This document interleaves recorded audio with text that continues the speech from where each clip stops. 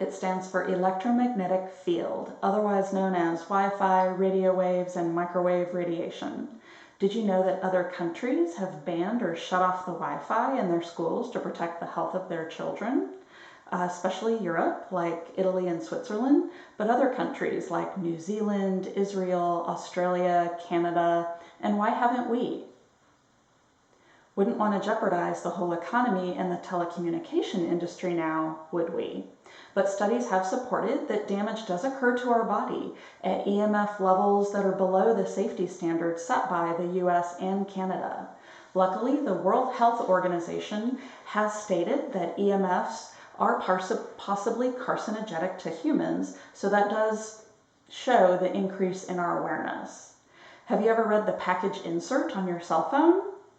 Me neither, but it actually says in the fine print that we should not have a cell phone actually touching our body. It should be at least a ½ inch away, and who does that? And also, people wear their cell phones on them in their pockets on their body all day long, or in the car. We probably shouldn't even have a cell phone in the car, let alone use it, being in this confined metallic space where the radiation bounces all over the place and our body ends up absorbing more radiation than you'd want. But is EMF safe? It's really hard to prove. First of all, studies were mostly on the 2G networks, which are much less powerful than the 4 and 5G networks of today.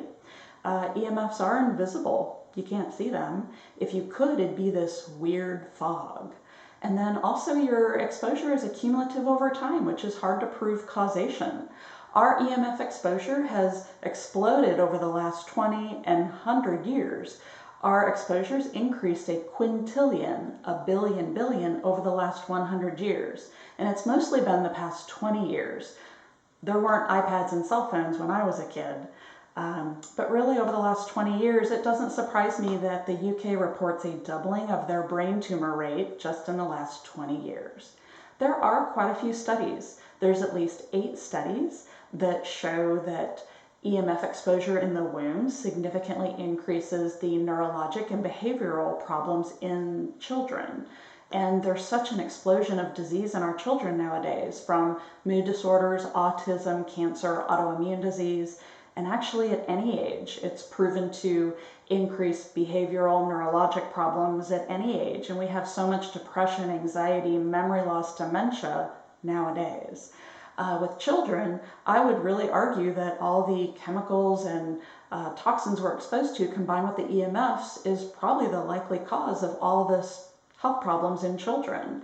After all, our genes haven't changed, but our environment has. And there's other studies that show EMFs increase reproductive problems like infertility, testicular cancer, and while society really calls sitting the new smoking, I would argue that the cell phone should be considered the cigarette of the 21st century. Research shows that clicking the thumbs up and subscribe button will make fingers healthy and strong, and besides, it's free.